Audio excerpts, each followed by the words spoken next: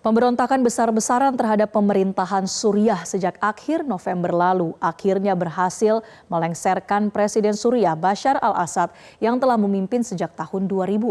Gelombang protes terhadap rezim Assad sebetulnya sudah dimulai sejak 13 tahun yang lalu, kemudian menimbulkan perang saudara dan memakan ribuan korban jiwa. Saat ini pemirsa, kami ajak Anda untuk melihat kembali apa saja fakta-fakta terkait krisis di Suriah dalam sejumlah infografis. Assad tumbang, apakah perang saudara di Suriah berakhir? Jadi pemirsa, kalau kita melihat bagaimana kronologi ataupun eskalasi yang terjadi setelah periode yang relatif tenang bagi kelompok oposisi Suriah, pemberontakan kembali terjadi pada 27 November 2024, yakni oleh kelompok Hayat Tahrir al-Syam atau biasa kita ketahui HTS yang merupakan kelompok Islam Sunni di Suriah. Kita lihat pemirsa bagaimana kronologinya dari peta ini. Jadi awalnya serangan diluncurkan di Aleppo Barat dekat Idlib yang kemudian tereskalasi dan juga membuat pemberontak berhasil masuk ke kota Aleppo pada tanggal 29 November kemarin. Jadi Idlib itu ada di sekitar sebelah barat Aleppo pemirsa. Kelompok HTS ini bergerak kemudian dari Idlib ke Aleppo, awalnya ke Aleppo bagian barat, lalu akhirnya berhasil menduduki kota Aleppo di tanggal 29 November. Nah, sehari berselang setelah Aleppo diduduki oleh pemberontak, pemerintah Suriah mengumumkan penarikan pasukan militer sementara dari sana karena sudah menimbulkan korban jiwa tentara Suriah. Kemudian operasi pemberontak untuk merebut wilayah Suriah ini berlanjut pada tanggal 5 Desember ketika akhirnya pemberontak ini berhasil merebut kota Hama. Dan pada 7 Desember kota Homs yang merupakan kota terbesar ketiga di Suriah diklaim sudah berhasil direbut juga oleh kelompok pemberontak. Kota Homs ini pemirsa hanya berjarak sekitar 100 km menuju ke Damaskus yang merupakan ibu kota Suriah, sehingga Homs ini juga disebut sebagai pintu gerbang menuju Damaskus. Dan kemudian sehari berselang kelompok pemberontak akhirnya menembus pertahanan ke kota Damaskus tepatnya pada tanggal 8 Desember. Kemudian akhirnya mereka menduduki istana kepresidenan Bashar al-Assad. Di tanggal 8 Desember ini juga pemirsa, Presiden Assad dan keluarganya dikabarkan telah melarikan diri menggunakan pesawat meninggalkan Suriah. Kalau kita lihat pemirsa, krisis di Suriah ini telah terjadi setidaknya selama 13 tahun terakhir atau pada 2011. Awalnya masyarakat dan kelompok oposisi mengkritik kebijakan pemerintahan Assad seperti di bidang ekonomi karena sulitnya mencari pekerjaan, kemudian dibatasinya hak berpendapat hingga isu pemanasan global yang tidak tertangani dengan baik oleh pemerintah. Sejumlah pihak juga menilai pemerintahan Assad otokratis sehingga awalnya protes terhadap pemerintah ini disebut sebagai aksi pro-demokrasi yang damai. Tapi aksi yang damai ini pun berubah menjadi konflik bersenjata yang mendesak pemerintahan Bashar al-Assad untuk turun, tepatnya adalah pada 2011 yang lalu. Kemudian berlanjut tahun 2012 hingga 2013, perlawanan menjadi perang saudara berskala penuh, di mana bermunculannya kelompok-kelompok oposisi Suriah yang membentuk brigade pemberontakan atau saling beraliansi. Nah, situasi diperparah ketika tahun 2014 muncul kelompok-kelompok ekstremis yang kerap kali membawa ideologi agama seperti misalnya ISIS. Kelompok ekstremis berideologi agama ini pun kerap bentrok dengan kelompok pemberontak moderat nasionalis. Kita lihat di tahun berikutnya bahwa kekacauan ini memicu akhirnya pihak-pihak asing melakukan intervensi ke Suriah, misalnya ada Rusia, Hezbollah dan Iran yang mendukung pihak Assad.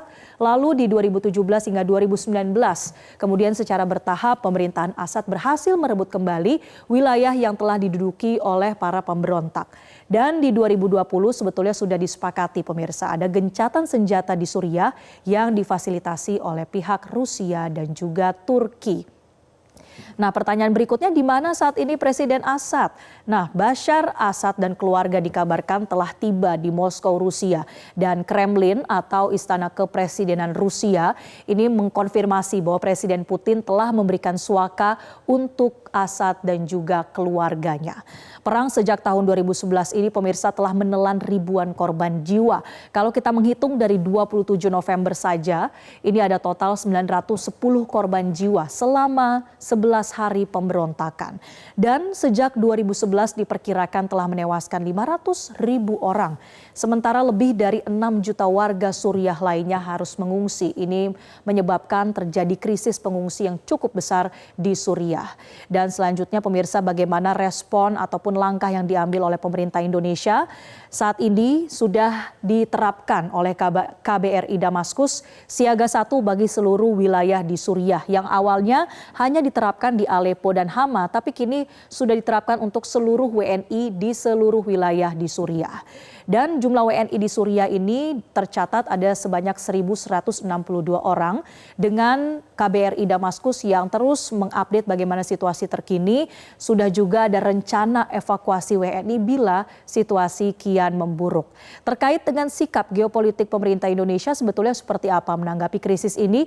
Kita lihat pemirsa, ini adalah pernyataan resmi dari pihak Kementerian Luar Negeri di slide berikutnya bahwa pada 8 Desember kemarin ada pernyataan ini. Krisis di Suriah hanya dapat diselesaikan melalui proses transisi yang inklusif, demokratis, dan damai, mengedepankan kepentingan dan keselamatan rakyat Suriah yang tetap menjaga kedaulatan, kemerdekaan, dan keutuhan wilayah Suriah. Nah, Indonesia juga menyerukan semua pihak untuk menjamin perlindungan warga sipil sesuai dengan hukum internasional. Lalu pemirsa, apa berikutnya yang akan terjadi di Suriah? Memasuki masa transisi ini, dikabarkan bahwa Suriah akan melakukan masa transisi selama 18 bulan. Dan saat ini mantan Perdana Menteri Mohamed Ghazi Al-Jalali sudah ditunjuk oleh pihak-pihak atau kelompok oposisi ini untuk memimpin Suriah secara sementara. Dan berikutnya masyarakat pun ini fokus untuk mencari keluarga atau kerabat mereka, orang-orang yang hilang di masa pemerintahan Assad seperti di penjara Setnaya. Jadi ini pemirsa apa yang tengah terjadi di Suriah saat ini. Kita akan juga pantau dan update bagaimana kondisi terkini di sana setelah mengalami krisis dan perang saudara. Suriah berada di masa transisi pemerintahan. Bagaimana kondisi WNI dan juga apa langkah pemerintah Indonesia selanjutnya. Untuk membahasnya sudah bergabung bersama kami Duta Besar RI untuk Suriah, Wajid Fauzi. Selamat siang dari Jakarta, Pak Wajid. Selamat pagi dari Damaskus. Baik, terima kasih Pak Wajid atas waktunya. Saat ini situasi terkini di Suriah seperti apa Pak Wajid? Kalau digambarkan mungkin apakah masyarakat ini merasa aman untuk bisa keluar dan beraktivitas sehari-hari di sana? Baik, terima kasih atas kesempatan yang diberikan. Beberapa menit sebelum wawancara ini, saya sempat keluar tadi ke jalanan dan saya melihat transportasi umum sudah mulai berjalan. Kemarin siang toko-toko sudah mulai buka kembali di Damaskus dan masyarakat sudah juga mulai keluar. Tapi saya masih melihat selebrasi dari sekelompok masyarakat di bundaran utama kota Damaskus yang disebut dengan Sakah Umayyin masih berlangsung. Ada yang unik ya dalam bagaimana mereka melakukan selebrasi. Mereka selalu menggunakan senjata yang ditembakkan ke atas. Bagi kita warga masyarakat biasa tentu saja penembakan ke atas dengan peluru itu berisiko kepada semua masyarakat yang ada di situ. Tapi itulah yang terjadi yang saya lihat dari sejak kemarin sore hingga saat ini. Baik, artinya sudah mulai normal tapi kemudian masih ada selebrasi menggunakan tembakan begitu ya Pak Dubes. Jadi untuk kondisi WNI di sana apakah sudah dikumpulkan, bagaimana kabar mereka, sudah merespon informasi yang diberikan oleh KBRI Damaskus? Alhamdulillah sudah merespon. Sekarang sudah terkumpul nama 129 nama yang siap untuk dievakuasi. KBRI sedang mengatur perjalanan mereka, mencarikan moda transportasi yang paling mudah, yakni sekarang ini koridor utama yang masih terbuka adalah pintu keluar menuju ke wilayah Libanon melalui darat, dan kemudian masuk nanti ke kota Beirut, diatur dengan perjalanan melalui udara ke tanah air. Saat ini masih kita lakukan terus dan saya berharap dalam 1-2 hari ini akan kita laksanakan evakuasi menuju tanah air. 1 sampai 2 hari ke depan ya Pak Wajid. Jadi 129 yang bersedia untuk evakuasi. Sisanya apakah apa alasan mereka memilih tetap bertahan di Suriah, Pak? Mereka sudah kita tanya dan mereka yang tidak berkehendak untuk mengikuti evakuasi ini kami minta untuk menandatangani surat pertanggungjawaban atas dirinya sendiri. Dan mereka juga lakukan. Mereka barangkali beralasan ada yang karena sekolah, ujiannya belum berakhir, atau semesternya belum berakhir.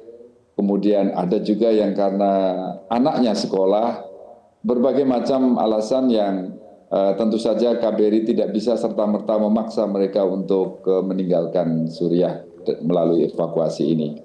Kita menyediakan, pemerintah menyediakan kesempatan untuk evakuasi ini semata-mata demi tujuan keselamatan warga masyarakat. Namun demikian, jika kemudian mereka memiliki pertimbangan lain, kami juga menghormati dan kami berharap mereka dapat menjaga diri dengan baik di tengah hiruk-pikuk yang sedang terjadi di Damaskus dan berbagai kota lain di Suriah ini.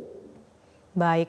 Pak Dubes, kita ingin tahu lebih lanjut bagaimana skenario mengevakuasi WNI di sana, walaupun tadi sudah Anda sebutkan 1 sampai 2 hari ke depan. Tapi kita akan bahas usai jeda.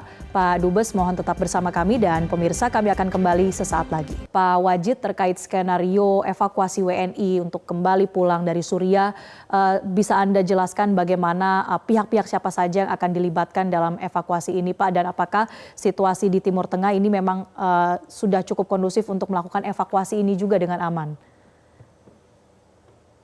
Baik, terima kasih. Sebelum saya sampaikan, kalau boleh saya sedikit koreksi yang tadi presentasi Mbak Marcelina sampaikan. Saat ini, persisnya dari kemarin sore pukul 3, pemerintah atau pihak yang telah merebut Syria ini kemarin bersepakat untuk menunjuk seseorang menjadi Perdana Menteri.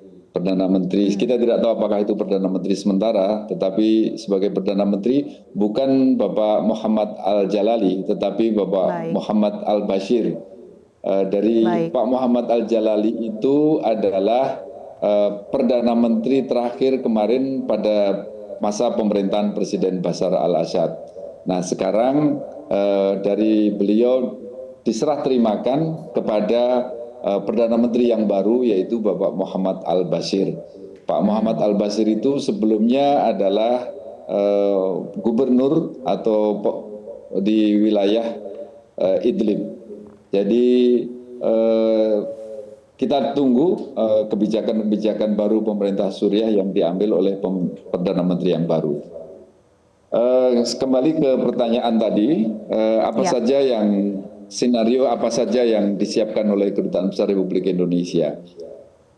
Karena koridor utama untuk keluar dari Suriah itu saat ini satu-satunya adalah melalui jalur darat menuju wilayah Libanon, maka yang pertama kita lakukan adalah perlu memastikan keamanan jalur, keamanan perjalanan bagi bus yang akan membawa warga masyarakat Indonesia dari titik di Damaskus sampai ke perbatasan di Libanon.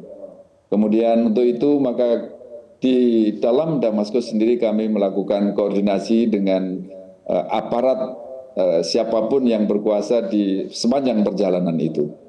Kemudian di Damaskus, keluar dari Libanon, KBRI berkoordinasi dengan kedutaan besar kita di Beirut untuk memastikan bahwa seluruh warga masyarakat Indonesia dapat masuk ke wilayah Libanon. Kemudian dari Libanon insya Allah nanti akan kita terbangkan menuju ke tanah air. Tentu Kedutaan Besar Republik Indonesia melakukan kegiatan ini semua melalui koordinasi dengan semua pihak yang terkait di tanah air, Kementerian Luar Negeri, dan instansi-instansi yang terkait dalam rangka evakuasi ini. Baik, itulah skenario evakuasi yang akan dilakukan. Dan terima kasih juga tadi Pak Wajid atas koreksi yang diberikan ya, bahwa Muhammad Al-Bashir yang saat ini ditunjuk sebagai Perdana Menteri di Suriah. Nah, bicara soal masa transisi ini juga Pak Wajid, Apa yang menjadi sikap dari pemerintah Indonesia dalam hal ini diwakili juga oleh KBRI Damaskus di Suriah?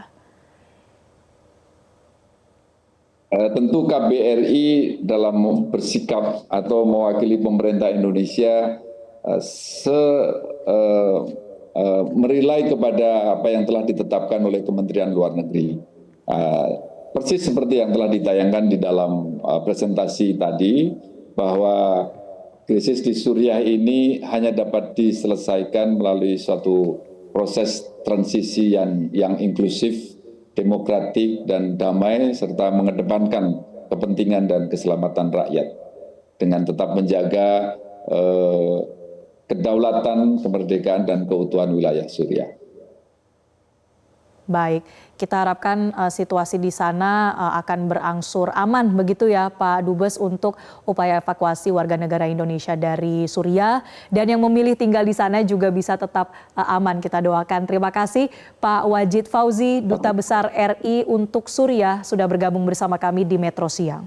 Jelajahi cara baru mendapatkan informasi. Download Metro TV Extend sekarang.